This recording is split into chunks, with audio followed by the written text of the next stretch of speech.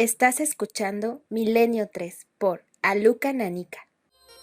Sí, sé que puede parecer imposible, que para alguno de ustedes esto no es más que imaginación. Sin embargo, hay casos, hay supuestas pruebas, hay algunos hechos que nos hacen pensar. ¿Y por qué no? ¿Por qué los que están al otro lado no han de comunicarse con nosotros? ¿Por qué no han de intentarlo al menos? Cuando encontraron el medio, parece ser que lo hicieron. Los del otro lado quieren comunicarse con nosotros. Y esta noche vamos a analizar esa posibilidad. Tal vez alguien en este momento, justamente en este momento, desde otro mundo, desde otra esfera, desde otro plano, esté intentando decirle algo. Cuando acabe el programa y haya escuchado lo que esta noche se va a narrar aquí, quédese en silencio y escuche, porque tal vez esta noche llegue hasta usted el mensaje de los tiempos. A muchos les habrá sobrecogido un escalofrío, el recuerdo. Antonio José Alés, en este micrófono, el de la cadena SER, programa Medianoche. Ha pasado mucho tiempo, pero las incógnitas siguen ahí, se mantienen como suspendidas en algún lugar remoto de la realidad. Aquella noche Antonio José Alés hablaba de algo que parece increíble. Sigue siendo increíble, increíble dentro de lo increíble. Nuestros temas ya son polémicos, en algunos casos incluso parecen sujetos con finísimos hilos, y en las fronteras de lo misterioso podíamos hablar de sucesos directamente imposibles, pero a veces lo imposible se convierte en auténtica verdad.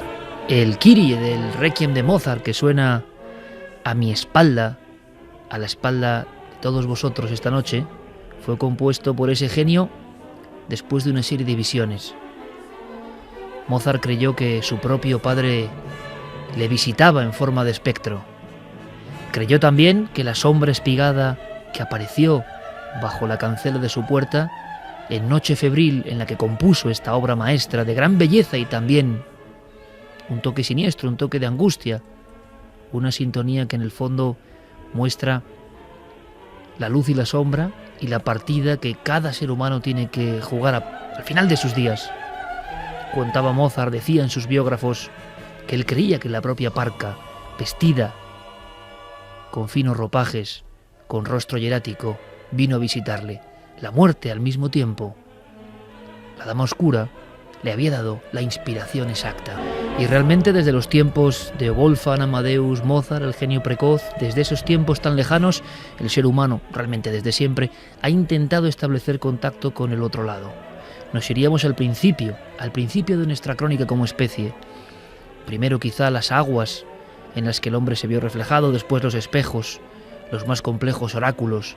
Todo era un sistema de conexión con esa esfera que se ampliaba, que debe existir en algún lugar, que todos intuimos como certera, como auténtica, pero que nunca da pruebas claras, pruebas sólidas. Evidentemente, la tecnología fue el siguiente paso.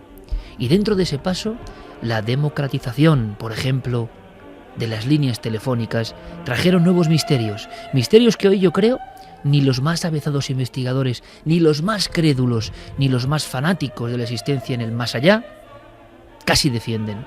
Es muy difícil. Y sin embargo nosotros, recientemente, nos hemos encontrado un puñado de casos. Solo son eso, casos. Y también hay que decir, son todo eso, casos de personas que con una profunda fe en lo que viven, en lo que cuentan, nos trasladan su testimonio de vida y de muerte. Porque a veces parece que a un lado y otro, como interlocutores de otro mundo, aparecen voces, mensajes que luego se cumplen como una profecía. Estos casos conectan directamente con lo que llamaríamos leyendas urbanas. Pero esta noche nos vamos a dar cuenta de cómo algunas leyendas urbanas más bien parecen verdades que se han ido transformando, disfrazando con diferentes ropajes a lo largo del tiempo. llamadas desde el más allá. Así decía Antonio José Alés. Hace 35 años, precisamente, se publicaban los primeros libros sobre este asunto. ¿Llamadas desde el más allá es posible? La pregunta es clara. Hoy, que hay más teléfonos en el mundo casi que seres humanos, habrá muchos casos. Pero ¿quién es el valiente? ¿Quién es el arrojado? ¿Quién es capaz de decir a las claras que al otro lado del auricular había algo que parecía que no pertenecía al mundo de los vivos? No es fácil, y sin embargo esta noche, vamos a poder compartir ese milagro de valentía. Testigos, nombres y apellidos, casos nuevos, llamadas del más allá. ¿Será posible? En Milenio 3, en el mismo micrófono en el que hace 35 años Antonio José Alés sobrecogía con su voz inimitable a toda España prácticamente, hablando de cosas alucinantes, para muchos increíbles, pero no podían dejar de escuchar. Espero que pase lo mismo, salvando las distancias, claro. Jesús Muñoz, licenciado en Derecho. Un hombre cabal, un hombre joven, un hombre para nada pegado al mundo del misterio. Un hombre que, como pasa tantas veces, se cruza en la coordenada con el fenómeno insólito. Y a día de hoy tampoco sabe muy bien cómo explicarlo. Nada mejor que escucharle a él contando su vivencia para abrir el abanico de estas posibilidades tan extraordinarias. Porque hay que decirlo de antemano, es muy difícil creer que esto sea verdad. Es muy difícil incluso filosóficamente pensar que un ser que ya no está vivo puede descolgar un teléfono, pero ¿habrá que descolgar un teléfono para que alguien reciba un mensaje? Quizá eso sea un pensamiento absolutamente rudimentario. Y si hay un otro lado, y desde ese otro lado se pueden comunicar con nosotros, que yo no lo sé, pueden hacer que escuchemos cosas. ¿Será posible? Repito, incluso a través de la línea telefónica. Hay quien cree que los que moran allá siempre han intentado utilizar todo lo que ha habido entre dos mundos para hacer audible su eco, su señal. Jesús Muñoz. Una noche cualquiera, hace no tanto tiempo. Que lo cuente él. Bueno, pues la llamada se produjo hace unos 7 años, más o menos. Yo me encontraba en la cama, era entre las 3:30 y 4 de la madrugada. Suena el teléfono. Yo la verdad es que suelo ser de sueño profundo, pero no sé por qué esa noche me desperté enseguida. Fui corriendo a cogerlo.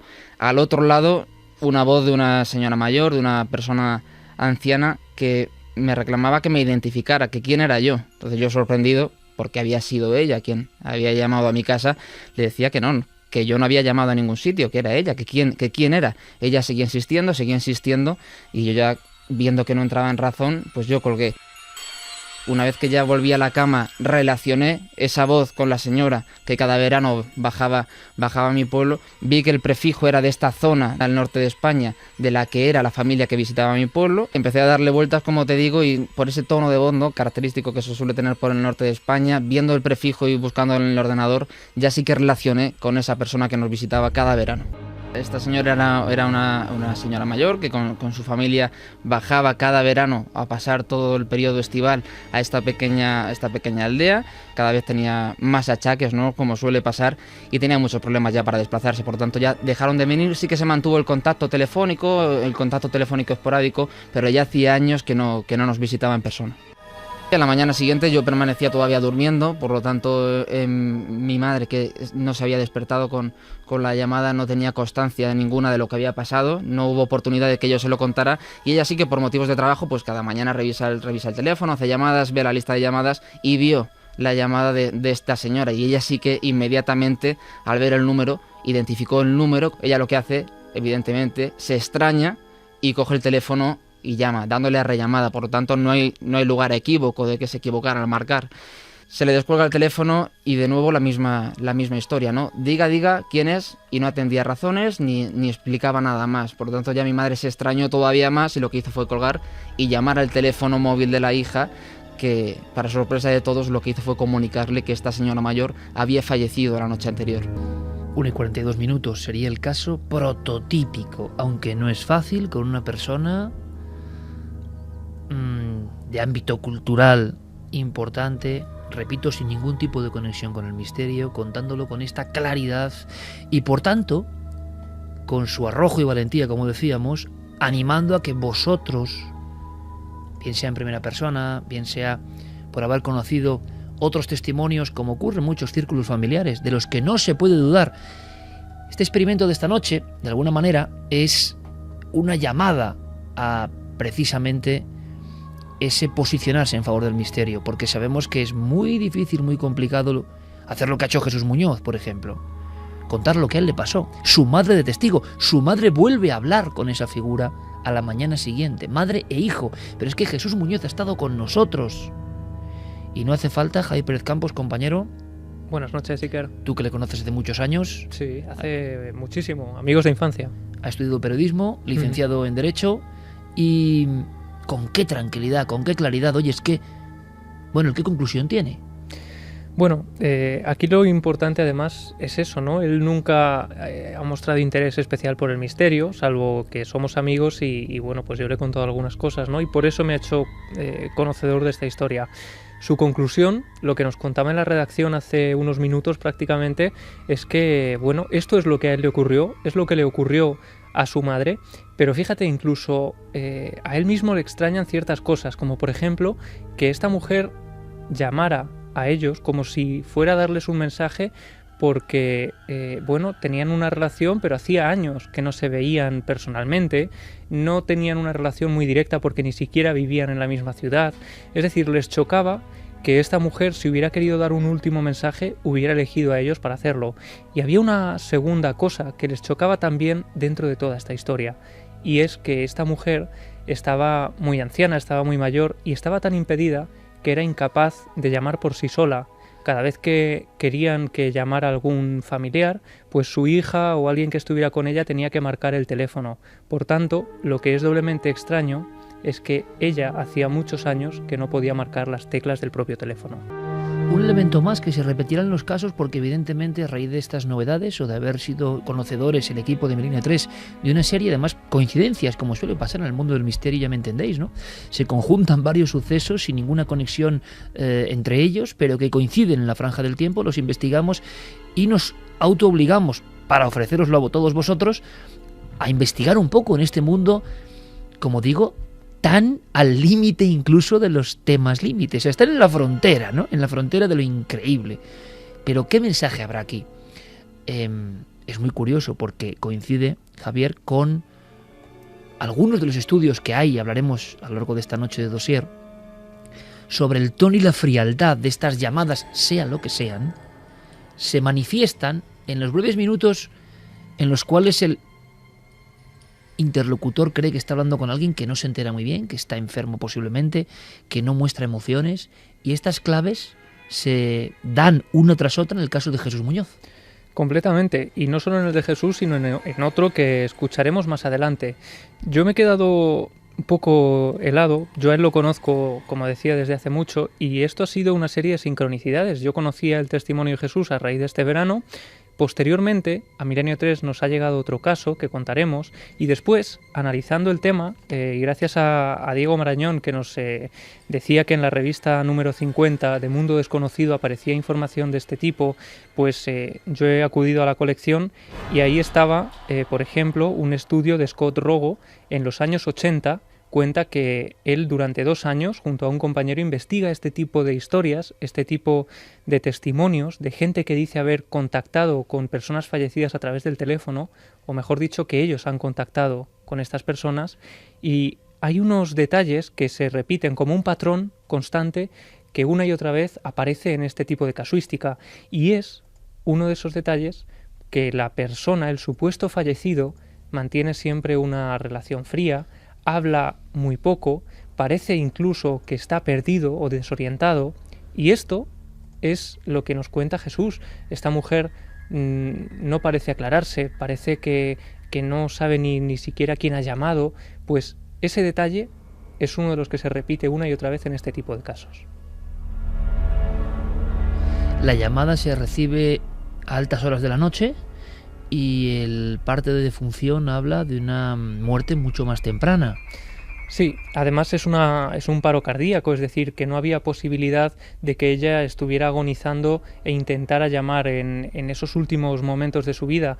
Y no solo eso, sino que su madre, la madre de Jesús, cuando habla con esta mujer es por la mañana. Y la madre reconoce la voz de esa mujer a la que conocía. Efectivamente, la reconoce hasta tal punto de que llama a la hija de esta señora diciéndole qué le ocurre a tu madre, que está tan extraña, que está tan rara, que tiene un comportamiento tan raro. La reconoce hasta ese punto, y el propio Jesús, que había hablado con ella pero hacía muchos años, en ese momento en el que está en la cama después de haber recibido la llamada y está dándole vueltas al asunto, dice que efectivamente hay un momento en el que es consciente de que esa voz era la de la anciana que ellos habían conocido en el pueblo. Don Santiago Camacho, buenas noches. Buenas noches, Iker. Clara Tavoces, compañera, buenas noches. Muy buenas noches. Carmen, buenas noches. Hola Iker, buenas madrugadas. Abrimos directamente líneas porque sería muy bonito escuchar a otros valientes o tener algunos nuevos casos, lanzar el anzuelo, ayudadnos, aunque sabemos que estamos en los límites de la realidad, nunca mejor dicho, pero vamos a sorprendernos, como siempre, sin poseer ninguna verdad. Es más, cada vez más lejanos de cualquier verdad. Yo lo comentaba con Santi y con Clara entrando en la puerta del estudio.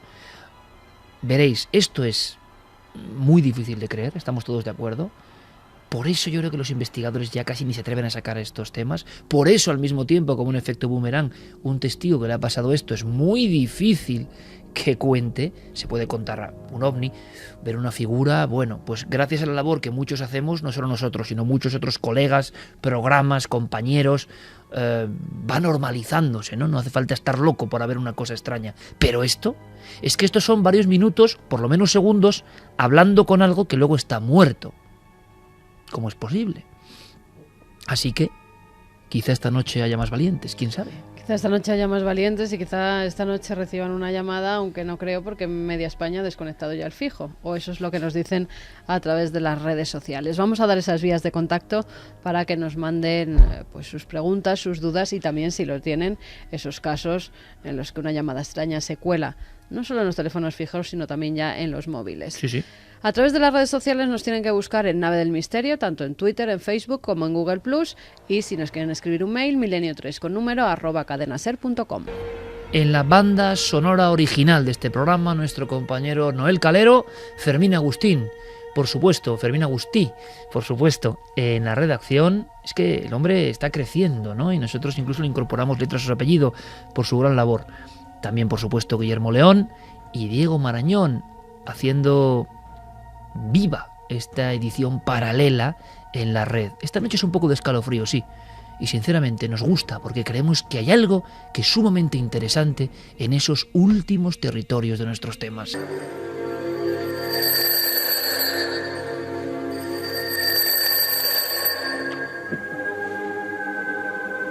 ¿Diga? Sí. Seré buena. Yo también te quiero. Buenas noches, abuela.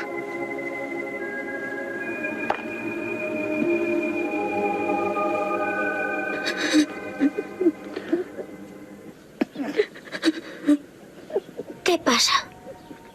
Queridos, la abuela murió anoche. Ven aquí, cielo. Todo va bien, mamá. Luego sabremos algo más con Diego Marañón, esa auténtica enciclopedia de nuestros temas. En 1921, F.R. Melton publicó un pequeño librito, repito, 1921, se llamaba Un teléfono psíquico. En 1925, en Brasil se publica Voces del Más Allá por teléfono. Hay una historia, nunca mejor dicho, oscura, paralela, de la que ni los investigadores del misterio, creo yo, quieren ni hablar. Pero nosotros queremos hablar de todo. Por ejemplo, con otro suceso que nos ha dejado de piedra. No hay que añadir mucho más. Vosotros, oyentes desde hace muchos años, algunos desde hace 12 años, ni más ni menos, sabéis muy bien lo que transmiten algunas voces. A veces es nerviosismo, a veces es angustia. Puede que haya casos donde hayáis notado pues cierta fantasía, es posible. Pero ya nos vamos acostumbrando, es como un radar interno que tenemos. Y en ocasiones las voces tienen una rotundidad, una fuerza, un aplomo, que no quita un ápice de misterio al suceso. Es más, nos demuestra, nos fija la idea de que lo han vivido realmente. Así ocurría con Jesús Muñoz y así ocurre con Adela Caballero, nuestra siguiente protagonista. Javier, habría que dibujar un poco antes de escucharla, tiene mucha fuerza, repito, su trabajo, ¿no? Su vida cotidiana, porque además es una persona que precisamente por su oficio estaba muy acostumbrada a saber lo que es un teléfono, a llamar, a recibir comunicaciones, a escuchar cosas, me imagino, a veces un poco extrañas, pero nunca hasta este nivel. Sí, Adela está acostumbrada efectivamente a utilizar el teléfono porque es su herramienta de trabajo. Ella trabaja como operadora telefónica para una empresa de Internet, una famosa empresa de Internet, y ella lo que realiza cada día es coger el listín telefónico, eligen una zona del mapa donde van a implantar o van a intentar vender un producto y ella tiene que ir llamando a los clientes para venderles y explicarles cómo es el producto de esa empresa. Y llegamos a una llamada concreta que se produce. Pues hace unos 6 años aproximadamente, además también es en la zona norte de España donde ellos están llamando en esos días. Ella coge el teléfono después de varias llamadas a lo largo de ese día y hay una de ellas que se le queda extrañamente marcada. Bueno, imaginamos además un lugar, no estamos hablando de la casa de uno, que puede ser más impresionante, ¿no? En la soledad, me estoy acordando ahora del teléfono negro, esa historia que nos traía Clara Tauces hace unas semanas, ¿no? No, hablamos de un lugar, lo imagino diáfano, con más personas trabajando en esta comunicación de vender los programas, los sistemas, las ofertas de su compañía, y la extrañeza, porque esa llamada no se parece a ninguna otra, que nos lo cuente ella. Bueno, sonó el teléfono, un timbre, 2, y me respondió pues una voz masculina, una voz de chico al otro lado. Dígame, me dijo el chico, y yo pregunté pues por la persona que figuraba en el registro del ordenador. En este caso era una mujer, y dije directamente, ¿es el domicilio de María? Y me dijo el chico, sí, es aquí. Claro, yo le pregunté por ella mayoritariamente y le dije si se encontraba en casa. Y él me dijo, no, soy su hijo Rubén. Bueno, pues le informé, pasé a informarle, le expliqué que había un servicio muy novedoso de Internet. Sí que era una llamada un poco extraña. Fue extraño pues porque el chico, en ese caso concreto, siempre te hacen preguntas, te preguntan, y el chico estaba muy callado y tenía como, se le notaba que tenía ganas de colgar. Que esa semana, como tengo así algún problema respiratorio y tal, tuve que coger la baja. Cuando volví, me reincorporé, pues tenía trabajo bastante atrasado. Entre eso y bueno, que había faltado una semana y demás, pues yo ya no me había olvidado de la llamada hasta que estaba haciendo pues un repaso en el ordenador. Y mira, pues te tengo aquí el chico este, y dijo, es que ha pasado un mes, te lo informé y tal, y bueno, volví a llamar, y bueno, después de 2 o 3 tonos de llamada, pues al otro lado me salió una mujer, una señora, así pues mayor, y le dije, buenos días y tal, ¿es usted María? Y me dijo, sí, soy yo. Pues le informé, tuve la oportunidad de informar a su hijo, pues mira, sobre un servicio de Internet y tal, no sé si lo han hablado ya en casa. Y bueno, pues el tema fue que se produjo un silencio brutal al otro lado. Yo me quedé como, no sabía cómo reaccionar. O sea, acerté a preguntarme, ¿puede usted decir si es tan amable cómo se llamaba su difunto hijo? Y me dijo, Rubén. O sea, al principio pensé que me habían colgado. Y yo, claro, decía, ¿sí me oye usted, señora? Y ella me contestó, ¿qué es esto? Me dijo, ¿esto es una broma de mal gusto? Y yo me quedé pues extrañadísima, es que no sabía a qué se refería. Pues yo me puse pues un poco nerviosa porque me cortó con un tono como la mujer, apurada, triste y además enfadada. O sea, a la señora se le notaba que estaba irritada. Y me dijo, mire señorita, yo soy una mujer mayor viuda. O sea, toda mi familia ha trabajado pues durante generaciones en el puerto, se dedicaba a la pesca y demás. Y el único hijo que tenía yo murió hace 1 año en la mar, en un accidente. De hecho, este mes, o sea, es que se cumplía el aniversario. Me quedé impactadísima, estupefacta. Entonces, estaba muy nerviosa y acerté a darle a la buena mujer el pésame. Y sí que antes de colgar le pedí disculpas, bueno, que se habrá tratado de un error, pero sí lo que le pregunté a la señora, pues lo más delicadamente que podía, porque estaba pues atacada, porque no encontraba ninguna explicación. Si ese día me podía haber atendido al otro lado del teléfono, pues yo que sé, un nieto o un vecino, o había alguien en la casa, algún chico, y que no, y claro, fue tal su negativa y tal que yo no quise ya importunarla más y colgué. De hecho, yo cuando colgué aquel día el teléfono, mi compañera que estaba sentada enfrente en la oficina me vio que me quedé blanca. ¿Qué te pasa? No sé qué, digo, es que no me vais a creer. Y no sé, la señora era dulce, transmitía tal soledad que es que no sé, hasta, fíjate que hasta pensé que el hijo se aseguraba de que alguien hablara con su madre o de, no sé, no le encontraba explicación. Clara Tauces ponía un gesto porque muchas veces en este programa, y creo que es una buena costumbre, no es que nos hagamos trampas entre nosotros, sino que algunos de los contenidos, bien que nos los reservamos unos a otros, precisamente para que en tiempo real, como está ocurriendo ahora, estoy seguro, amigos y amigas de Milenio en toda España y en todo el mundo, tengáis ese efecto. A mí también me lo hacen, ¿eh? Es decir, yo muchas veces, por ejemplo, lo que va a contar Santiago Camacho esta noche, pero será en la siguiente hora, tampoco sé muy bien. Sé algunas claves, pero no sé muy bien. Y eso es muy bonito, porque entre todos nos entusiasmamos y nos sorprendemos. Y después de tantos años que un equipo sea capaz de sorprenderse, pues no deja de ser interesante. Veía Clara con un rostro, es que se identificó el muchacho como Rubén. Sí, a mí es un caso que me parece impactante. En el fondo no es otra cosa de lo que estamos hablando esta noche, sino de transcomunicación. Solamente que estamos hablando a través del teléfono, un sistema que quizá es un paso anterior a lo que serían, por ejemplo, las grabaciones de transradio o las psicofonías, etcétera, pero en el fondo viene a ser un poco eso de lo que estamos hablando también. Santi, ¿de qué te parece? La verdad es que es impactante. Yo estaba pensando en muchas cosas cuando he escuchado los dos testimonios. Uno de ellos, que claro, hasta que no haya una grabación de esa llamada, ¿en qué momento podemos saber si eso se ha producido en el teléfono o en la mente de la persona que ha recibido la llamada?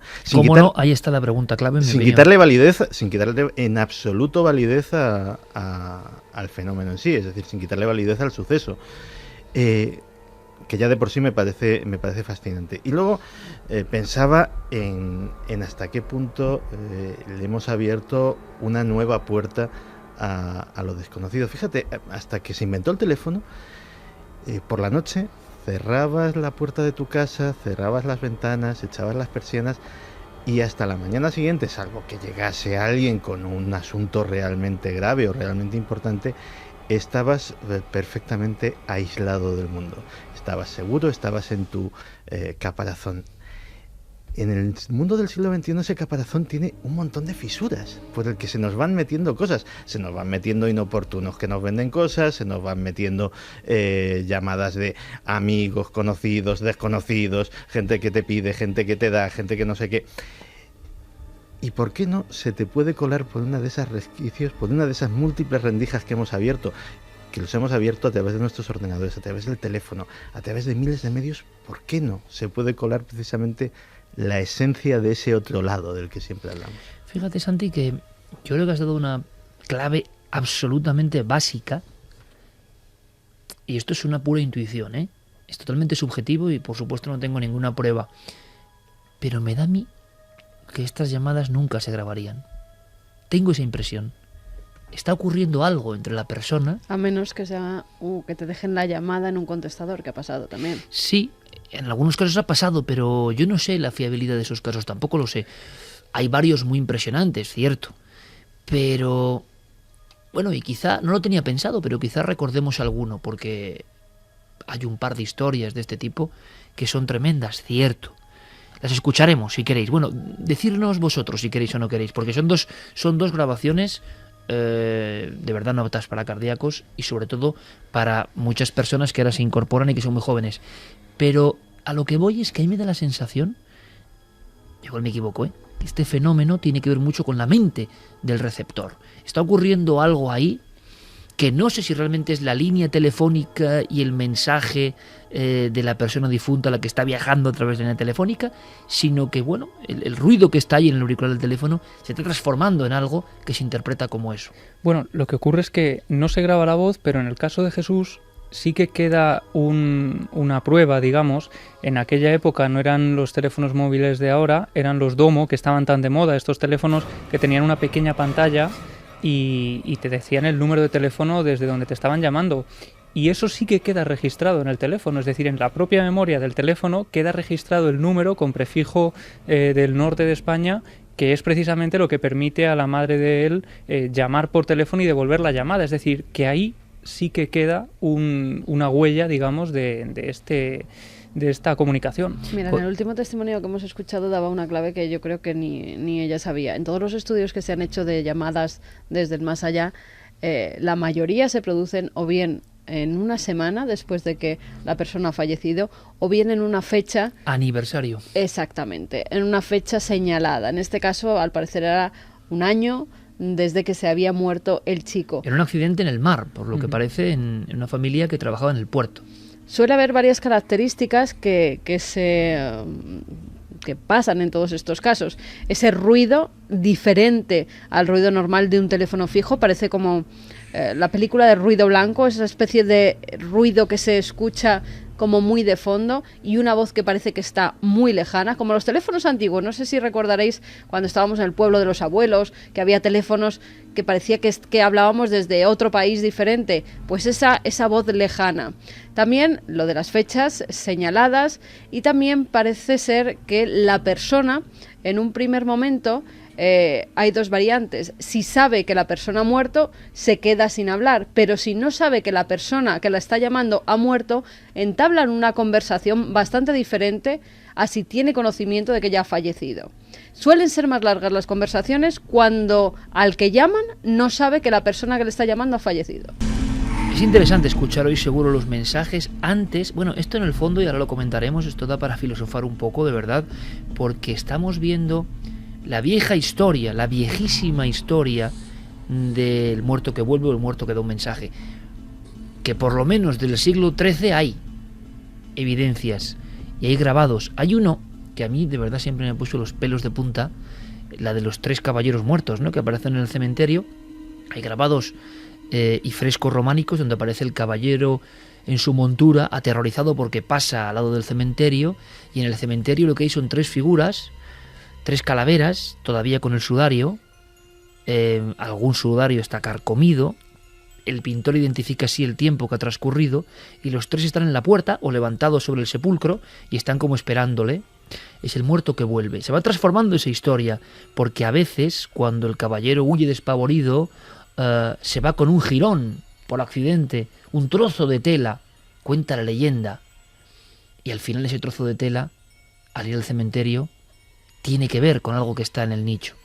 La historia va cobrando forma sociológica y se habla de la dama de los ojos sin brillo en Toledo, que ahora recordaremos, y se habla de la famosa historia de la cazadora, ya años 70, años 80, la chica atractiva o el chico atractivo que tras una noche de conocerse y de amor habitualmente, prestan una cazadora uno al otro, y esa cazadora, al ser devuelta en el domicilio, resulta que se encuentra el testigo principal con que pertenece a alguien que está ya difunto y hace tiempo, ¿no? Esta historia evidentemente es leyenda urbana, creemos eso, y de pronto nos encontramos con que ocurren cosas aparentemente ciertas que tienen esa misma línea y que nos hacen pensar que quizá hay un limo mucho más importante de autenticidad en estos casos. Pero hagamos una cosa, viajemos aunque sea brevemente en el tiempo para conocer algo más de este tema, repito, límite. Algunos los llamaron a estos casos contactos telefónicos anómalos.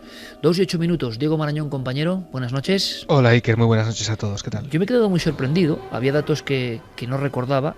En los años 20 se empieza a hablar ya de este tipo de conexiones a través de casi una novedad, que era el teléfono, ¿no? Una especie de auricular para contactar con otros mundos, y como algunos investigadores, hace prácticamente un siglo, se dice pronto, empezaron a cerciorarse de que, aparte de errores, interpretaciones erróneas, que evidentemente serán un 99,999 de los casos. Había otros donde, por ejemplo, como este último, que es impresionante, se daban datos, nombres, se corroboraba, en el otro caso aparecía un teléfono. ¿Podríamos hacer una breve cronología de la investigación sobre este campo? Claro, lo que decías, lo que hace casi ya un siglo se llamaba contactos telefónicos anómalos, hoy en día se le ha dado un nombre bastante más sonoro, que es la necrotecnología. Todo empieza en 1921, aparentemente son los primeros registros de los que tenemos constancia, cuando un inventor inglés, como decías, F.R. Melton, publica un pequeño libro, es casi un folleto, no llega a ser ni siquiera un libro a la venta, sino un pequeño, un pequeño librito grapado, que se titula Un teléfono psíquico. Es una especie de manual de construcción en el que se dan detalles y diagramas de cómo podría ser este supuesto dispositivo para contactar con los seres del más allá. 4 años después, un investigador brasileño que se llamaba Oscar Dargonel fue uno de los primeros que registró formalmente estas conversaciones. Él era un espiritista convencido, Iker, y relató sus experiencias telefónicas, sus experimentos, en un pequeño libro también que él tituló Voces del más allá por teléfono. Se publicó en Río de Janeiro, no llegó a España. En 1961, ya en la década de los 60, hubo un escritor norteamericano, Samuel Ralph Harlow, que habló de este fenómeno también en un libro que se llamó A Life After Death, una vida después de la muerte. Ahí se daba cuenta de 2 casos que él conocía de primera mano, pero no ofrecía, detalles concretos para no comprometer a las personas involucradas. En 1979 aparece el que es, la investigación clave, la piedra de toque en este ámbito, que es Phone Calls from the Dead, llamadas telefónicas del más allá, de David Scott Rogo y Raymond Bayles, que son los investigadores que mencionaba Javi al principio. La traducción que tenemos en castellano se publicó en México en 1981 en la editorial Diana. Y este libro es una descripción de las circunstancias en que se produjeron más de 60 fenómenos de estas características. Hay que decir, simplemente como curiosidad, que uno de sus autores, Rogo, fue asesinado, en 1990 fue encontrado muerto a puñaladas en su casa. A los 40 años no había signo de lucha y todavía hoy su caso sigue sin resolverse. Será algo que a lo mejor tocamos en algún otro momento en Milenio 3. El artículo que también mencionaba Javi en la revista Mundo Desconocido del escritor y parapsicólogo italiano Ugo Dettore es una revisión o una crónica más o menos detallada, un poco un resumen de este libro para los lectores españoles. El artículo tenía el sonoro nombre de El telefonazo de la muerte y apareció en portada en el número 50 en agosto de 1980.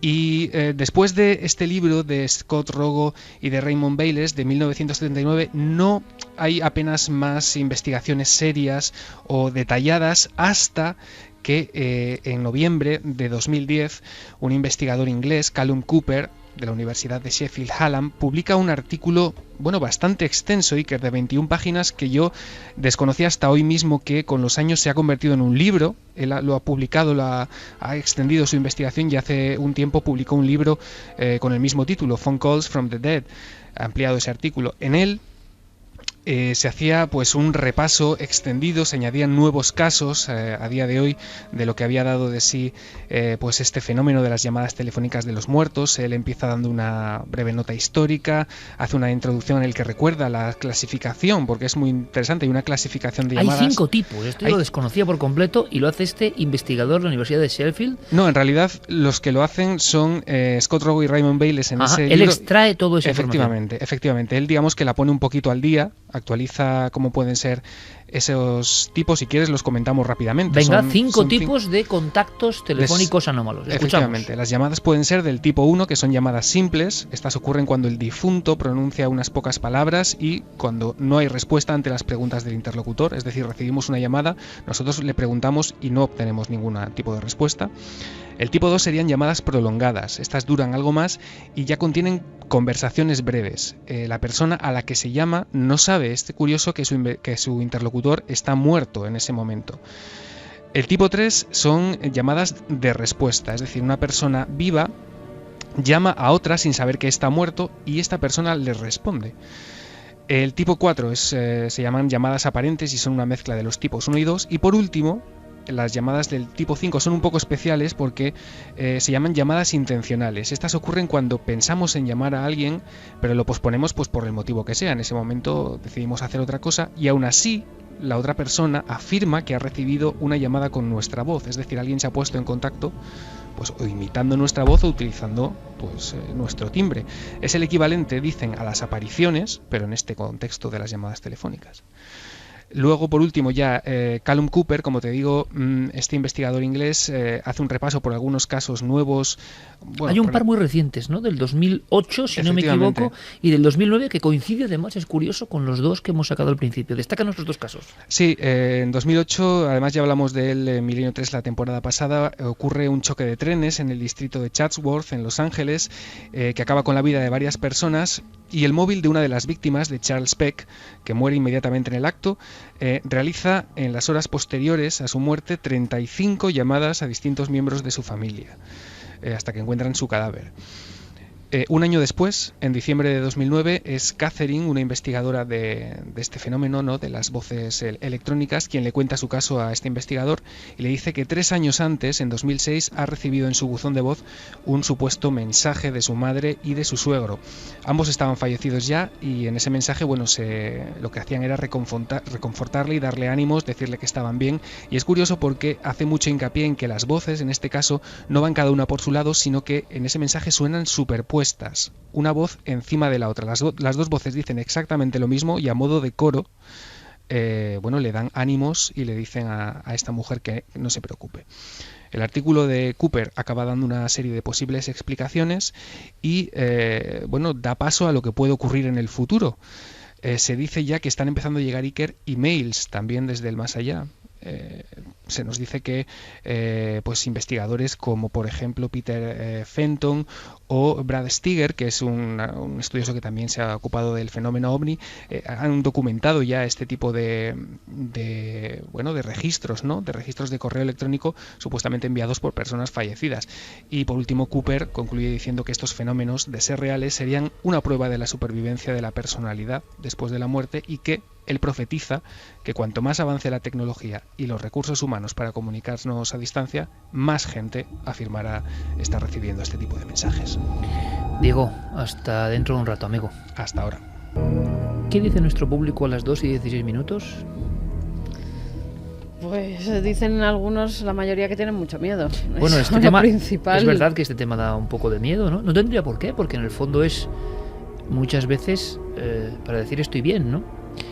Ya, pero el primer impacto de alguien que se te ha muerto, un familiar, y que le escuches la voz. Sobre todo, ahora comentaremos algunas cosas de fondo, esa especie como de ausencia, ¿no? En los dos casos que hemos escuchado, la verdad es que no, tampoco ha sido un mensaje ni positivo ni negativo, es un mensaje como de estar ausente, de no conocer, ¿no?, de no saber con quién estás hablando. Vamos con los mensajes de los oyentes. Lorena Nogales dice: vivimos tan apegados a la tecnología que no es de extrañar que la usen para comunicarse con nosotros. SG dice: somos energía, ¿por qué no circular en las líneas de comunicación si viaja la voz, la música, incluso imágenes? Reyes: no es la primera vez que sucede algo extraño con la tecnología. También pasó con una madre, un bebé y un aparato. Sí, los aparatos vigila bebés. Deli Jiménez: también hay testimonios de comunicación vía ordenador y televisión. María José Pulido: hay testimonios de llamadas a desconocidos que han dado incluso sus datos de dirección. Luego estos conocían a la familia en el luto. Bubu Alberto: Raudive no llamó por teléfono a un compañero después de muerto. Sí. Lo pusisteis vosotros la temporada pasada. Raudive, uno de los pioneros, ¿no?, de la transcomunicación, o investigadores que empezaron a hablar de, digamos, las pesquisas en torno a la comunicación posible con el más allá, siempre ha sido protagonista, verdad o no, me parece muy discutible, pero por lo menos ha habido voces, fenómenos, bromas, lo que sea, donde aparecía su nombre, ¿no? En varias ocasiones, además, a varios investigadores parece ser que ha aparecido la voz de Raudive en sus grabadoras o incluso en los teléfonos. Una investigadora italiana, al parecer, habló con ella y le conoció perfectamente la voz, e incluso hicieron experimentos luego con las grabaciones de Raudive y con la voz que ella había podido captar. Entidad Oscura dice: es curioso cómo espíritus suelen intentar comunicarse siempre a través de la tecnología, teléfonos, televisiones, psicofonías en grabaciones, etc. Lucía Pinazo dice: yo me lo creo sin dudar porque conozco un testimonio con mucha veracidad de un caso parecido. Pues Lucía, por favor, escríbenos y dinos cuál es ese caso. Iván dice: acabo de desconectar el teléfono fijo de casa y apagar el móvil. ¿Lo habéis conseguido? Marce: muy bien, habéis conseguido que no vuelva a coger el teléfono después de la medianoche. Nacho Hernández: madre mía, me pasa a mí, no vuelvo a coger el teléfono en mi vida. Antonio Rubio dice: la hora a la que ocurre la llamada es la hora maldita, las 3 a las 4 de la mañana, siempre ocurren los fenómenos a esa hora. Esa franja, ¿no?, que parece que es muy célebre, como célebres son las historias que hemos comentado, y ahora vamos a ir incluso con otras que tienen que ver ya no con llamadas de muertos, de supuestos, ¿no?, hipotéticos seres difuntos, porque nosotros no lo sabemos, sino con, vamos a llamarlo, llamadas anunciadoras, podría ser. Lo comentamos enseguida porque hubo un caso muy popular en España, se hizo célebre, apareció en la prensa y llegó incluso hasta los juzgados. Pero yo hablaba antes, Javi, de La cazadora o La dama de ojos sin brillo. Y estas historias que estamos escuchando en el fondo es dar una vuelta de tuerca a lo mismo, ¿no? Ahora, en mi opinión, parece demasiado increíble, pero el contraste, yo os lo prometía, es con la fuerza con la que hemos escuchado, y a uno de los testigos lo hemos conocido. ¿Qué clase de error puede haber aquí? Y si no es un error, ¿qué puede pasar aquí? Porque es increíble, alucinante, ¿no? Estaríamos ante una muestra de una comunicación donde no hacen falta grandes parafernalias. Es como un cruce de líneas, nunca mejor dicho, ¿no? Parece que en muchas ocasiones el misterio es eso, cruce de líneas. Vamos a conocer una historia que pasa en Granada, en un ambiente sociocultural además muy concreto y que no tiene nada que ver con lo que hemos escuchado hasta ahora.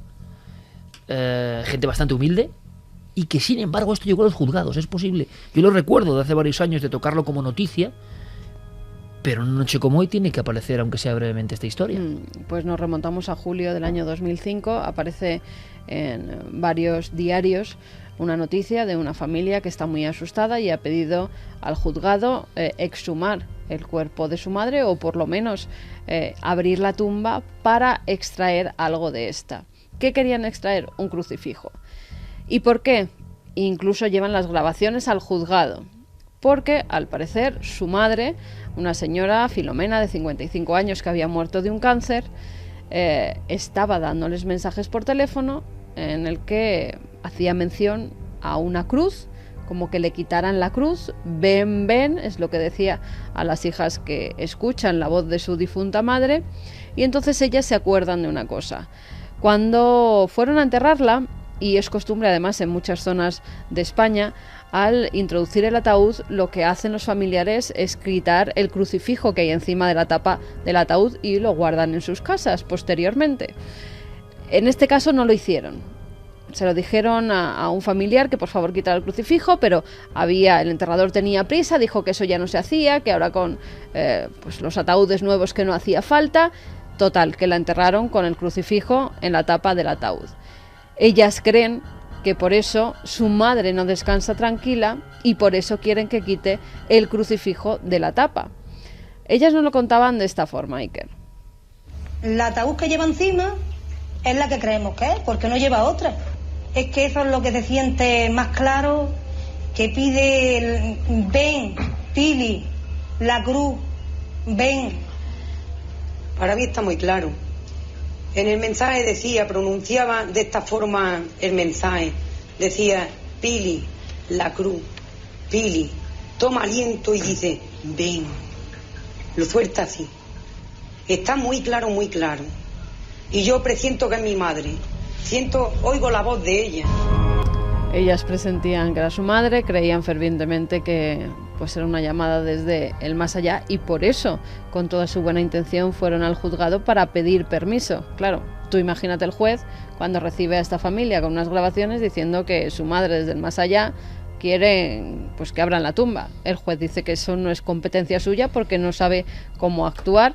Total, que al final no pudieron abrir la tumba, aunque estas llamadas fueron cogidas por las hijas en varias ocasiones. Me puse yo a hablar con ella y entonces le dije: mamá, si eres tú, di que sí, y si quieres que vayamos al cementerio, di que sí. Yo le dije las palabras porque le costaba trabajo hablar. Y entonces ella dijo, sí, hasta fin. Sería uno de los casos paranormales, entre comillas, porque la familia creía de verdad que estaba hablando con la difunta madre, que han llegado a parar a un juzgado. Que conozcamos, o ha sido por cosas, movimientos de objetos en los edificios, pero por una llamada telefónica de un posible familiar fallecido, nunca en la historia que yo haya conocido se ha llevado hasta un juzgado para esa exhumación. Mi madre no lleva ninguna cruz más, nada más que la cruz que tiene encima de la tapa. Una persona muy cristiana, ¿no? Era muy creyente. Muy creyente. Entonces resulta que nosotros, al enterrarla, una de mis tías dijo, no la enterréis con la cruz, ¿no? Y después en el fondo el enterrador le dijo, no pasa nada, hoy se entierran así y no pasa nada. ¿Hasta qué punto en la mentalidad de estas personas había quedado esa rémora de no hemos hecho, en el fondo no haber hecho lo que es costumbre, y lo que siempre se ha hecho en su familia, que es quitar ese crucifijo de la tapa? Claro, este caso tiene el componente ese de la culpa, ¿no? En el fondo, de decir, no hemos hecho lo que teníamos que hacer, pero en los otros casos no había ese componente de culpa. Algo está ocurriendo en China, algo yo no sé si más propio de los asuntos de Santiago Camacho, si hay algún tipo de conspiración de fondo, o hay alguna maquiavélica operación, no sé si de marketing, de broma, de fake de internet o no, pero en China está causando sensación. E incluso, mira, vamos a ver si recuperamos, Fermín, compañero, esa llamada. Habéis llamado un número en concreto, Javier. Sí, Cuéntame primero que habéis marcado un número, no sé bien por qué, ahora lo vas a contar. Si quieres te cuento un poco la historia. No, cuéntame que habéis llamado un número. Ajá. Sí, bueno, hemos llamado un número que hemos encontrado porque varios medios de comunicación hablan de una historia tremenda, varias personas que a altas horas de la madrugada reciben una llamada estremecedora y todos los teléfonos registran un número. Es ese número de teléfono al que hace también pocos minutos hemos llamado, Fermín y yo. Perfecto, ya ahora conoceremos la historia de fondo. Hay un número que surge en muchos teléfonos a la vez en China y que nadie sabe a qué se debe. Y salía esta voz. Sorry, this number is not in service at this time. Bueno, un mensaje que informaba en chino, después en inglés, que ese número, digamos, que no estaba operativo o no estaba en servicio. Pero ¿qué está ocurriendo? Ahora es cuando se cuenta la historia, que muchas personas recibían en su pantalla de móvil una llamada y que de fondo había la sensación, casi parece de película, yo no sé si habrá algo de marketing aquí de fondo o no, de aquello de última llamada, porque eran llantos de bebés, lamentos, alguien como agonizando y un montón de personas recibiendo. Hombre, si esto es marketing o hay algo de fondo, desde luego no sé hasta qué punto esto debe estar prohibido o no, porque puedes dar un susto de muerte. Bueno, el tema desde luego estaba causando auténticos escenas de terror y un fenómeno social, ¿no? Ha aparecido en los medios de comunicación chinos, sobre todo, y hablaba de que, sobre todo en los primeros meses de 2013, se interponen hasta cerca de 200 denuncias de personas que a eso de las 4 de la madrugada... 200 denuncias. 200 denuncias. O sea, no solo 200 testigos, sino 200 denuncias. 200 personas, además, que denuncian que esto está ocurriendo, cuentan que a esas horas de la madrugada reciben una llamada. No las 200 consiguen hablar con eso. Algunas de ellas encuentran ya por la mañana que tienen una llamada perdida y viene de este número de teléfono, siempre el mismo número de teléfono. Pero los que consiguen hablar con ellos, porque les despiertan, porque tienen el teléfono con sonido, aseguran que se escuchan unos gritos como de socorro, el llanto de un niño y posteriormente el sonido de como si alguien se estuviera ahogando. Y uno de esos testigos, fíjate, aparece sus palabras recogidas en un medio, dice: la primera vez que respondí a la llamada escuché como si alguien estuviera llorando. Cuando esto sucedió me sentí como si me acabaran de dar un fuerte golpe. Aunque lo que me pasó luego fue más inquietante aún. Mientras escuchaba el llanto, parecía como si el teléfono estuviera bajo el agua, y poco tiempo después dejé de escucharlo. Al final solo se oía un sonido, como si estuvieran ahogando a alguien. Y la sensación que nos da todo esto es de posible campaña orquestada, que sería la otra forma de utilizar el mito de las llamadas del más allá. Ahora igual no lo es, no lo sé, pero tiene todos los condimentos, ¿verdad? Pero claro, si esto es así, sería otra perspectiva, y ampliamos el abanico. ¿Hasta qué punto se está llegando con el marketing o queriendo imponer cualquier tipo de operación, como si es una operación sociológico-psicológica, me da igual?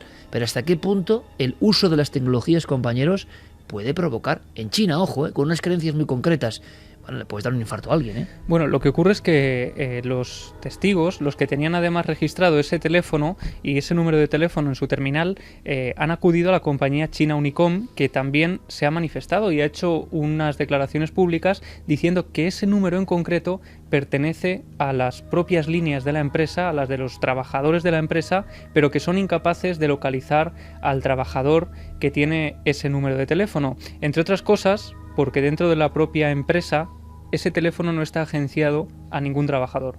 Y lo que ocurre, la teoría que ellos sugieren, es que podría haber algún gracioso que con un programa informático sería capaz de cambiar el número desde el que está llamando y, bueno, utilizar este teléfono siempre. Técnicamente puede hacerse. Es decir, cuando estabas hablando de una campaña de marketing, yo estaba pensando incluso en una simple gamberrada a escala industrial. Con los medios posibles de hoy. Sí, una persona con los conocimientos adecuados. Porque, Santi, permíteme, dar miedo por teléfono es uno de los grandes clásicos, ¿no? Dar miedo por teléfono. Si estábamos oyendo a Caroline hace un momento recibiendo la llamada en su teléfono de juguete, imagínate las ideas que puede dar eso a una persona que quiere gastar una broma. Técnicamente un hacker podría sin ningún problema. De hecho, evidentemente los problemas derivados de tener el conocimiento para ello. De hecho, el que el teléfono pertenezca a la propia compañía telefónica y que no hayan podido determinar quiere decir que la persona, suponiendo que sea una persona, yéndonos al fraude, que está utilizando esa línea, ha tenido buen cuidado de elegir una línea muerta, elegir una línea de la propia compañía telefónica que no pueda ser tarificable, etcétera, etcétera, más que nada para que no le cueste dinero, evidentemente. Y luego ya un programa de dialer, un programa de marcado automático a nivel industrial, prácticamente el mismo que se utiliza para el marketing, y una grabación más o menos inquietante, y tienes a media China al borde del terror. Interesante, porque conviven en el mismo espacio temporal, o sea, estos días, el descubrimiento de algunos casos muy sorprendentes, y nos quedan algunas porciones de misterio que os van a interesar seguro, con la posibilidad tecnológica de causar un miedo ancestral, ¿no? Porque en el fondo es como toda innovación, como el temor al tranvía casi, ¿no? Cuando llegó el teléfono era para hablar con otros, pero podían ocurrir extrañas bromas, mensajes, voces que no eran nada agradables. Y también, como en todo, parece que hay un porcentaje de auténtico misterio. Antes de pasar a la experiencia de una mujer que nos va a contar Clara, y que vamos a escucharla como estamos escuchando hoy todos los testimonios, casi de seguido, casi haciendo una crónica, ¿no? Y luego ahondaremos, porque ahora vamos con extrañas llamadas, extrañísimas, es como conjuntar ambos mundos, pero que parece que anuncian algo, o que la casualidad hace que se produzcan justo en cierto momento. Pero tenemos dos grabaciones, porque antes Carmen comentaba, y yo, sí, en este caso, en fin, pido no disculpas, pero son conocidas por parte de los investigadores, sin duda alguna, pero me estoy imaginando la cantidad, y lo sabemos, de gente que se incorpora, nuevas generaciones, al programa, y después lo que estamos contando son grabaciones que a mí me siguen impresionando. Yo no sé lo que es, pero me siguen impresionando. Lo lógico y racional es pensar que hay algún tipo de cruce de líneas, que tienen explicación, y casi es lo mejor y lo más sano para quedarse tranquilo. Porque, por otro lado, es absurdo, casi físicamente, racionalmente, que esto ocurra. Ahora, tienen algo, estas grabaciones, que nos conectan directamente con esos miedos ancestrales que todos tenemos a la llamada del extraño, a la llamada de lo inesperado. Son dos casos los que hemos seleccionado. Uno es una especie de quejido angustioso. Es una persona, se lo debemos al investigador Pedro Amorós, lo contó en su día en el programa, si no me equivoco era la provincia de Alicante, y resulta que en el contestador, a cierta hora, se encuentra la familia con una llamada. Pero es que, claro, aquí podemos pensar, es un error cronológico de la grabación, es un error de los dígitos, bueno, parece que no ha habido ningún fallo, pero si no recuerdo mal, el mensaje daba una fecha concreta y se recibió cuando el sujeto principal protagonista estaba ya fallecido. Una vez más, en un contestador queda registrada la voz indiscutible para los familiares, perfectamente reconocible, de alguien que llevaba ya unas horas muerto, además de una forma radical, ¿no? En un infarto fulminante. Pero sin embargo, en el contestador se queda una llamada que se produce después. ¿Es posible? El mensaje, sobre todo, nos impresionó en su día, nos puso los pelos de punta, sea lo que sea, porque se ve, se percibe, es que no hace falta añadir nada más, la angustia. La angustia. Es una voz de una persona de cierta edad que simplemente acierta a decir: hoy me levanté y cuándo me levanté. Y se corta la llamada. Hoy me levanté y cuándo me levanté. Yo recuerdo a Pedro Amorós muy impresionado con esta historia, indagando en las posibilidades de algún tipo de error, pero parece que es que no había posibilidad para el error. Por lo tanto nos encontramos con el absurdo dentro del absurdo, el absurdo al cuadrado. Hoy me levanté y cuándo me levanté. Y por favor, percibir eso, amigos, la angustia, sea lo que sea el fenómeno, la angustia que queda en apenas 2 segundos de grabación.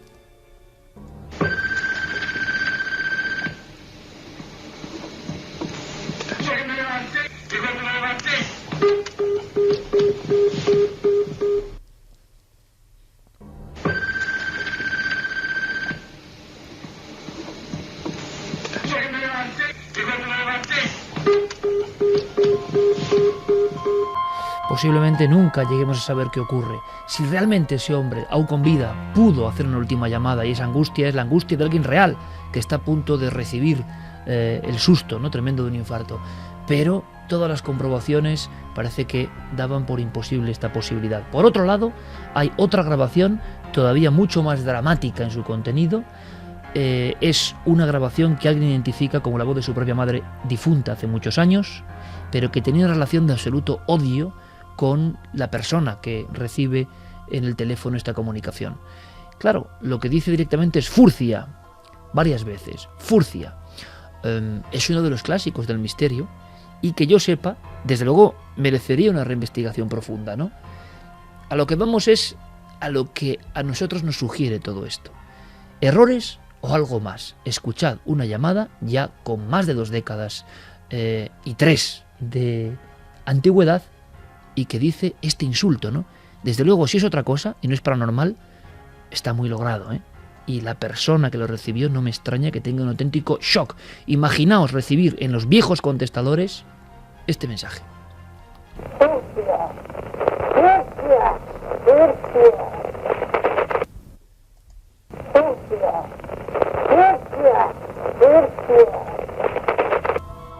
Son historias que han permanecido siempre en el ámbito de las grabaciones con supuesto origen paranormal. ¿Tendrán explicación? Seguramente. Pero estamos ahondando y profundizando en un ámbito muy desconocido. Las llamadas darían para mucho, ¿verdad? No solo son llamadas donde se representa la voz o aparece, o quién sabe, de supuestas personas que ya no están en el mundo de los vivos, sino que hay curiosísimas profecías. Y Clara, haciendo una labor especial del archivo y la investigación muy reciente, nos trae una historia que de verdad es muy sugerente, pero también es angustiosa. Todo lo que viene del mundo del teléfono y las comunicaciones parece especialmente angustioso, Clara. Podemos dar paso a este testimonio contando que es una persona además que se dedica al mundo del libro, de la comunicación, una gran profesional, pero es que en este caso hay una diferencia, es que hay 3 llamadas. Sí, esto es lo más curioso, es decir, si escuchamos, son 3 cortes, si escuchamos los cortes por separado, o alguien nos cuenta esto por separado, diríamos, bueno, casualidad. Pero cuando estas casualidades suceden en el tiempo y siempre que ha ocurrido esto ha desencadenado un suceso luctuoso, en este caso hablamos de 3 llamadas, 3 muertes. Pero es que encima son una familia. Exacto. Que esto es lo que me deja ya, o sea, es diferente época, diferente tiempo, y las víctimas, lo que nos van a contar, y luego, claro, nos aclarará más cosas, es que son una familia que prácticamente desaparece a golpe de llamada. Entonces, yo creo que lo mejor es escuchar a Ana de Valencia, que nos lo cuenta ella tal como fue. Pues mira, la primera vez fue hace más o menos 14 años. Suena el teléfono fijo, nosotros estábamos ya en la cama, mi marido y yo, y me levanté yo a cogerlo.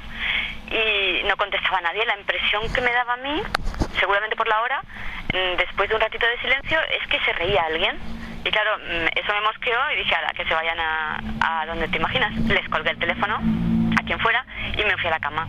Y poco después vuelve a sonar el teléfono y entonces ya se levantó mi marido. Y ya no era una llamada ni de risas ni de nada, era mi suegra que le estaba diciendo a mi marido que se había muerto su padre. La segunda vez ya habían pasado unos años, vivía en otra casa y ya no fue con el fijo. Me sonaba el teléfono móvil. Lo cogí, vi que era mi hermana, descuelgo y el caso es que yo la oía, iba hablando y la impresión que me daba era que estaba caminando y hablando con alguien. Y digo, ya está, esto es una de esas llamadas que se hacen solas con el móvil, que se aprieta un botoncito y llaman. Hacen llamada al último sitio que has llamado, es lo que pensé yo. Estuve gritando el nombre de mi hermana y al ver que no contestaba, pues al final colgué.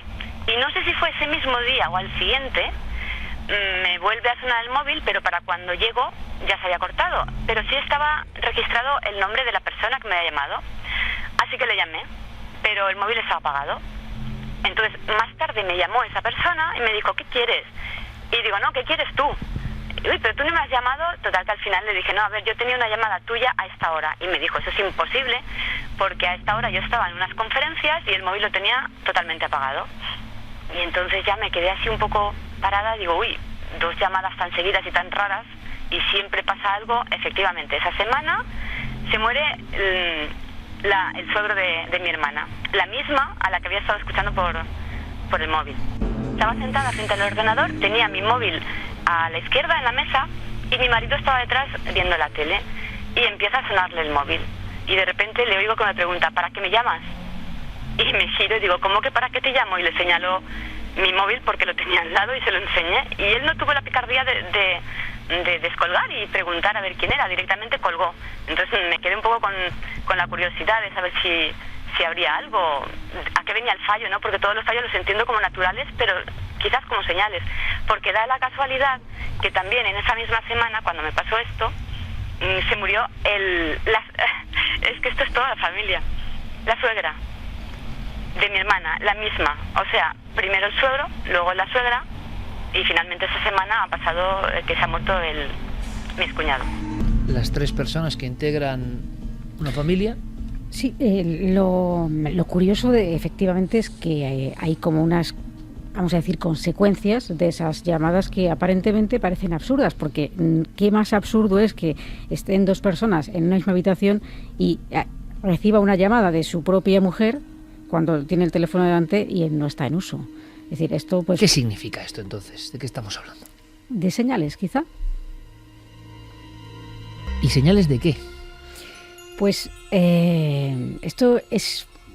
Claro, yo creo que las señales se pueden interpretar de muchas maneras. Hablando con Ana, me decía que no es la primera vez que le ocurren ese tipo de señales, que la verdad no usa ya mucho ni el móvil ni el teléfono fijo si puede evitarlo, y que este tipo de señales no le suceden ya con esta tecnología, pero sí le vienen sucediendo otro tipo de señales con otras cosas. Entonces, quizá hay personas que tienen, o quizá nos rodea un lenguaje simbólico del cual no somos conscientes en el día a día, porque estas cosas se pueden tomar como una cosa absurda en un principio, una cosa que tenga una lógica, una explicación, y sin embargo hay otras personas que tienen esa capacidad de prestar atención a aquello que nos rodea y descifrar esa especie de lenguaje simbólico. Hablábamos de leyendas que han trascendido los siglos y el tiempo, y las historias que hemos contado en este dossier, en el fondo, vienen a indicarnos lo de siempre, que no sabemos casi nada, que se puede producir eso que pensamos que es leyenda, pero que es verdad, y que hay un mensaje profundo, hondo en todo esto. Claro, yo creo que 3 llamadas diferentes, desde su gestión, bueno, los hechos han ocurrido, y con una sola familia, que es lo que me parece intrigante especialmente, porque por desgracia se nos mueren amigos, por desgracia se nos mueren seres queridos, por desgracia hay accidentes, hay enfermedades, bien lo sabemos, pero que sea una familia completa la que, digamos, sucumba, y siempre antes, horas antes o días antes, existan estas llamadas, nos deja ante la complejidad del mundo del misterio, ¿no? Yo creo que las señales es algo que nunca acabamos de comprender bien, porque no hay ningún catálogo de señales, ¿no?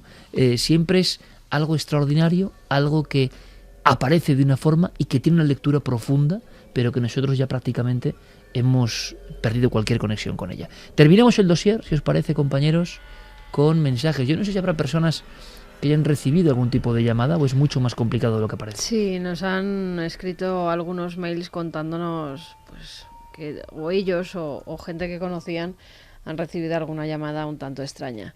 Nos dice, por ejemplo: buenas noches, Iker, me llamo Ricardo, escribo para contar que hace unos 15 años aproximadamente murió un familiar que, aunque viviese lejos, era muy cercano. Teníamos uno de los primeros móviles que Airtel sacó al mercado, un Nokia. La muerte de dicho familiar nos afectó muchísimo por lo querido que era. A la semana, mi madre por la mañana estaba limpiando y comenzó a sonar el teléfono y se iluminaba de forma extraña. Mi madre no podía descolgarlo, el teléfono no respondía y no mostraba información por pantalla. Dejó de sonar y ahí quedó. Al rato saltó un mensaje de voz en el móvil. Mi madre lo escuchó y fue corriendo al trabajo de mi padre, que es una empresa familiar. Le contó lo sucedido a mi padre y le puso para que oyese el mensaje. Mi padre, al oírlo, se puso blanco. Mis tíos que trabajaban allí se acercaron y mis padres les puso a cada uno de ellos el mensaje de voz. Mi abuela, que también pasaba por allí, lo escuchó y todos reconocieron a esa persona. Llegué del colegio y pasé por el trabajo de mi padre y vi un revuelo tremendo. Me acerqué y mi padre, sin decirme quién era, me dio a oír el mensaje de voz. El mensaje decía: no os preocupéis, ya he llegado, estoy bien. Y se cortaba. Era el familiar que había fallecido una semana antes.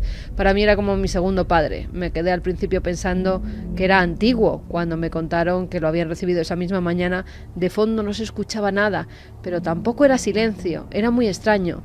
Pero la verdad es que me dio mucha paz y tranquilidad. Muchas gracias por vuestro programa. Sois muy importantes para muchísima gente. Todo el equipo y cuánta gente hemos dicho, hemos sentido, ¡wow! Y Santi y Clara ponían caras muy serias. Qué bien contado el caso, con cuántos testigos, por supuesto intentaremos entrar en contacto con él. Qué importante es exactamente esto que se acaba de producir, que personas nos confíen su testimonio para que otras pierdan el miedo. Pero ¿cómo os quedáis, compañeros? ¿Esto qué es? Con esa claridad. Curioso el mensaje, estoy bien. Precisamente. Ya he llegado, estoy bien. Estoy como bien. Si hubiera otro sitio donde... Eso es esperanzador también, sí, ¿no? Yo tengo en casa, tengo que decirlo, el material, las galeradas del libro próximo de JJ Benítez, que se titula Estoy bien. Qué curioso, ¿no? Y es muy interesante, tengo que decirlo. Estamos leyéndolo y es muy interesante, y es la investigación muy desconocida, ¿no?, de JJ Benítez sobre casos de este tipo, más o menos de este tipo. El mensaje es clarísimo y a mí me parece un gran título, ¿no? Benítez tiene mucho arte para titular, ¿eh? Estoy bien. Porque eso inquieta a los testigos tal y como se produce. Claro que te tienes que quedar blanco. Ellos identifican clarísimamente ese mensaje y además ¿qué sentido tiene ese mensaje? Una persona, ¿qué clase de broma puede ser esa? Ya he llegado, ¿no? estoy bien. Ya he llegado, estoy bien. ¿Cómo os quedáis, compañeros? Es que aquí estamos hablando de unos mensajes muy particulares que son los que tienen, digamos, un vehículo tecnológico, que pueden ser una gran minoría. Pero si hiciésemos, y yo creo que si hiciésemos, aunque fuera aquí, entre nosotros, una encuesta sobre cómo se han despedido de ti tus seres queridos, cómo te han hecho llegar el mensaje de que están bien, de que han llegado bien al otro lado, a través de diversos medios, a través de sueños, a través de casualidades, a través de imágenes o de sucesos que pasan en tu vida en esos días posteriores, nos encontraríamos con una abrumadora mayoría de nuestros oyentes, y vamos, pongo la mano en el fuego a que eso sería así. Es decir, no muchos, no, la mayoría, y diría que hasta el 80%. Sí, señor. La hipótesis racional más compartida es que eso son casualidades, ¿no? O que eso es sugestión de la propia persona, que está ante el trauma evidente de la muerte y que, claro, interpreta todo en esa sinfonía, ¿no? Pero... Una cosa es el trauma y otra cosa que oigas cómo suena un teléfono, que cojas el teléfono y que escuches la voz del familiar y que a veces la grabes. De Adela, de la teleoperadora, que no tiene ningún vínculo con esa familia, porque habría de tener alguna clase de mensaje si realmente no tiene nada que ver con ellos, y recibir hasta el nombre de la persona que ha fallecido. Lo sorprendente también es que, aunque es un fenómeno efectivamente poco habitual, que no ocurre a menudo, con los que estos testimonios desde luego son difíciles de encontrar, de repente el libro de Scott Dogo, de 2 años de investigación, aporta esos 5 tipos de llamadas, y cuando empezamos a escuchar los casos descubrimos que se van amoldando perfectamente a esa tipología, ¿no? Igual que los encuentros con los ovnis, por ejemplo, que hay de varios tipos, aquí cuadran a la perfección. Cuando los estaba enumerando Diego, por ejemplo, la de Jesús iba perfectamente ligada a la de tipología 1, ¿no? Libros Voces... hechos en el año 79, repetimos, es decir, como si los investigadores, bueno, pues imagino que recibiendo, si tú haces un libro, si cuentas un caso de estos, imagínate, y si haces un libro de esto, imagínate, y sin embargo, parece que hilaban fino. Sí, es decir, que las llamadas se acoplan, ¿no? a una especie de esquema. ¿Cuándo ocurre eso? Pues como pasa con el doctor Gaona con las ECM, o cuando alguien se mete de verdad a investigar, se cumplen ciertos patrones, ¿no? Que para el común de los mortales son completamente desconocidos. Porque claro, nadie se ha puesto, son casos espontáneos. Si uno se pone en la documentación, la investigación, imagino que como en todo, empieza a encontrar la extraña columna vertebral del misterio, la lógica dentro de la gran ilógica, ¿no? Hay algo que parece que disecciona los comportamientos y los misterios y que están ahí. Sí, totalmente, y además es que están constantemente, son patrones que se repiten una y otra vez, por lo que estamos viendo. Vamos a hacer una cosa. Hay más testimonios. ¿Hay más? Sí, nos decía Lucía, que antes le hemos pedido que nos escribiera por mail, nos mandaba un Twitter que ya conocía un caso, bien, pues nos lo ha escrito. Nos decía que en 2006 estaba en casa de una amiga mía y su madre llegó blanca. Nos contó que acababa de enterarse que su casero había muerto el mes pasado y que ya justo la semana anterior le llamó y estuvo hablando con él, como siempre, por el tema del alquiler del piso. Ella me contó que le llamó al móvil y que de fondo se escuchaban, como otras veces, a la familia hablando en la casa. Esta familia, amiga de la nuestra, es de aquí, son de Málaga, nos da incluso el barrio por si nos queremos poner en contacto con ella. El casero llevaba un mes muerto y justo una semana antes la madre habla del alquiler como si fuera una conversación normal. Una semana después. Una semana, en ese mes, hacía un mes que había muerto. Ajá. Y una semana antes de que ella estuviera en casa de la amiga, decía la madre que había llamado y que ya había hablado con esa persona, que luego se enteró que estaba fallecida. Y luego los sonidos de fondo, ¿no? Que siempre se percibe algo que convierte en anómala la situación, ¿no?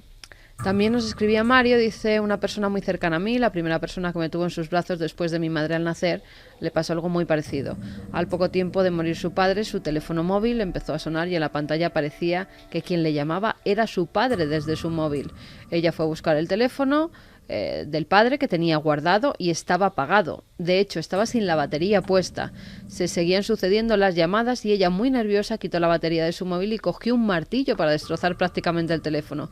Para su sorpresa, minutos después recibió más llamadas a su móvil, incluso se le iluminaba la pantalla con el número de nuevo, que era el de su padre. Nunca se atrevió a descolgar.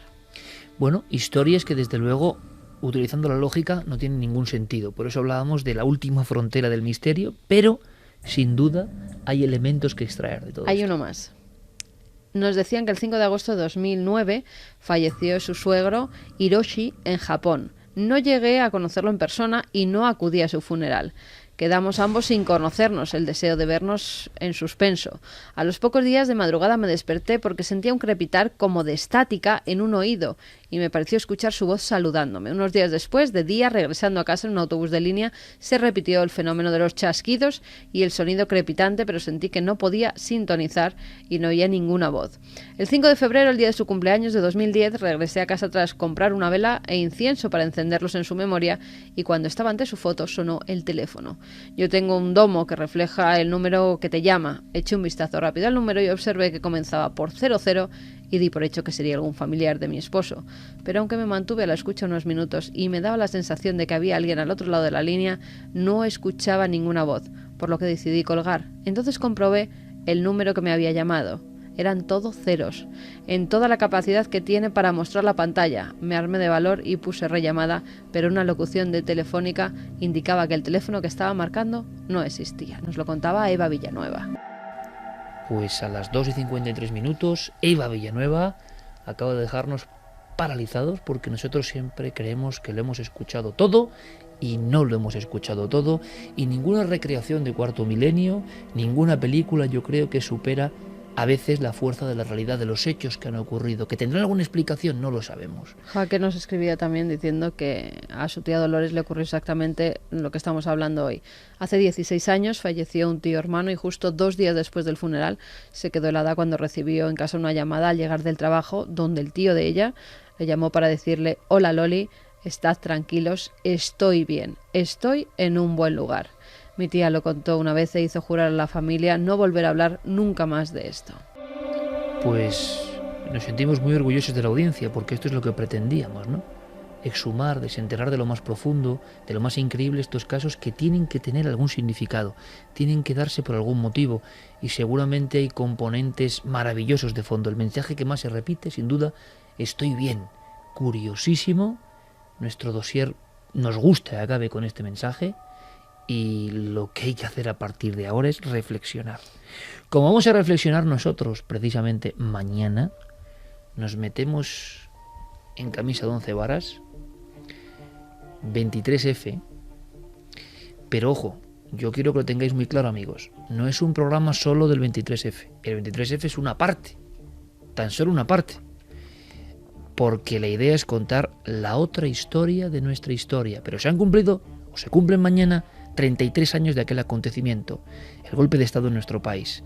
Desde ese golpe de Estado nosotros viajaremos a otros muchos misterios. Mañana más que nunca esperamos vuestra confianza y vuestro apoyo.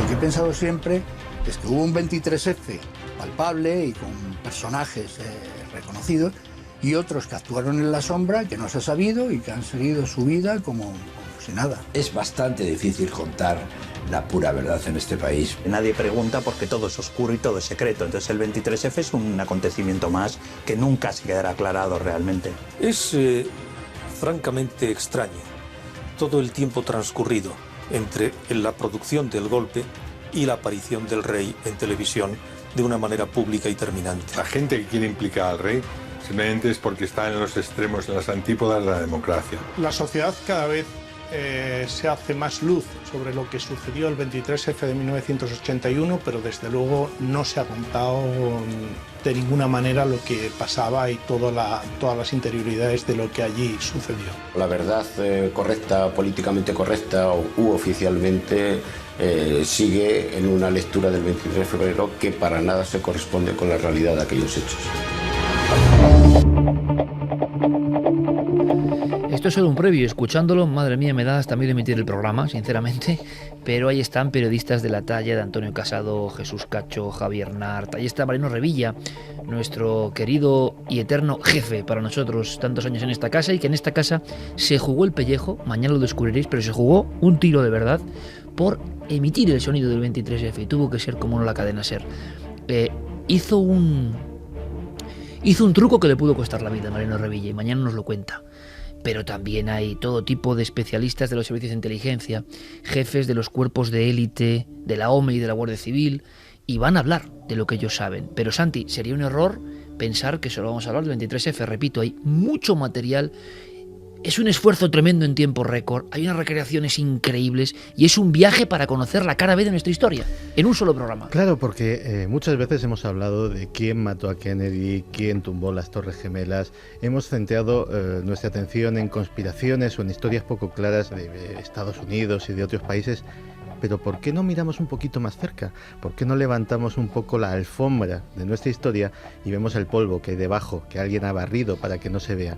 Y vamos a hablar no solamente del 23F, que también, y también lo analizaremos con profundidad, sino también de asesinatos poco claros, de muertes que pudieron y que de hecho cambiaron la historia de nuestro país, de sociedades secretas que han estado en la sombra desde hace mucho tiempo, desde hace siglos, controlando también los devenires de la historia de nuestro país y de otras más nuevas que llevan menos tiempo, pero que también tienen una influencia palpable. En definitiva, vamos a hacer el gran libro de las conspiraciones españolas condensado en un solo programa de Cuarto Milenio.